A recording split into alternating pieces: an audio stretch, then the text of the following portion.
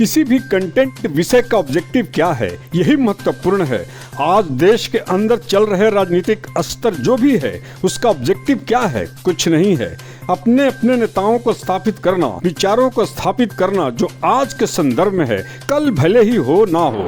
जुलम सहे भारी जनक दुलारी, जुलम सहे भारी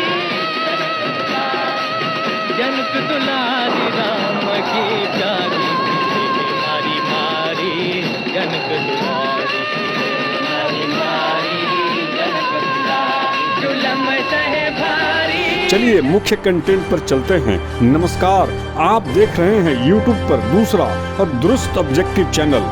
मैं हूं सुरेंद्र। कांग्रेस नेता राहुल गांधी ने शनिवार को सुप्रीम कोर्ट में एक अपील दायर की है, जिसमें सूरत ट्रायल कोर्ट के सजा के आदेश पर रोक लगाने से इनकार करने वाले गुजरात के हाई कोर्ट के आदेश को चुनौती दी गई है।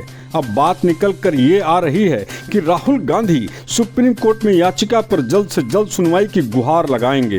राहुल गांधी की याचिका में कहा गया है कि अगर याचिकाकर्ता को राहत नहीं दी गई तो वह अपने करियर को 8 साल गंवा देंगे, क्योंकि जनप्रतिनिधि अधिनियम के तहत किसी भी अपराध के लिए दोषी ठहराया गया और 2 साल की सजा पाने वाला शख्स जेल की अवधि और सजा पाने के बाद 6 साल तक चुनाव लड़ने के लिए अयोग्य रहेगा। राहुल गांधी 2019 में केरल वायनाड क्षेत्र से निर्वाचित हुए थे। उसी चुनाव अभियान के प्रचार के दौरान उसी कर्नाटक के पोलड में 13 अप्रैल 2019 को कांग्रेस के तत्कालीन अध्यक्ष राहुल गांधी ने एक सभा को संबोधित करते हुए नीरव मोदी, ललित मोदी का जिक्र करते हुए कहा था कि सभी चोरों का सरनेम मोदी क्यों होता है। इस संबंध में दायर मानहानि के मुकदमे में राहुल गांधी को दोषी करार देते हुए गुजरात हाई कोर्ट ने 2 साल की सजा सुनाई थी। कोर्ट के इस फैसले के बाद राहुल गांधी की संसद की सदस्यता रद्द हो गई थी।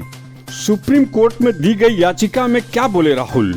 जब किसी राजनीतिक भाषण के दौरान कथित रूप से अपमानजनक शब्द बोले गए हों तो यह समझा जाना चाहिए कि यह किसी राजनीतिक प्रतिद्वंदी को निशाना बनाकर किया गया है। अपमानजनक भाषण के बारे में साक्ष्य अधिनियम के संदर्भ में कोई सबूत नहीं है जो कार्यवाही को उचित ठहराने के लिए पेश किया गया हो।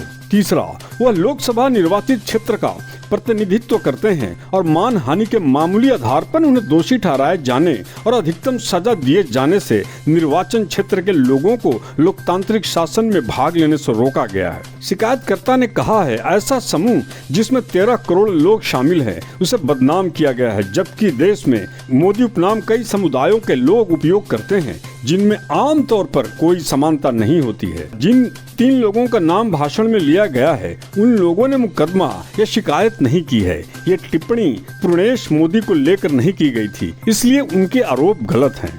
सुप्रीम कोर्ट के फैसले कुछ भी हो, लेकिन राहुल गांधी बस पारिवारिक मूल्यों पर हैं। इनका सिद्धांत कुछ नहीं। बहुत शिद्दत से राजनीति करने के लिए आपके पास अपना स्वयं का शुद्ध 50% कंटेंट होना चाहिए।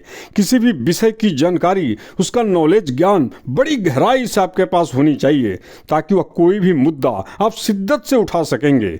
साधना ही हारमोनियम का कोई भी साजो सामान से शुद्ध संगीत दे सकता है। हालांकि याचिका पर उनके पार्टी सलाहकारों ने देर कर दी। अहंकार और घमंड अपरिपक्व राजनीति को जन्म देती है।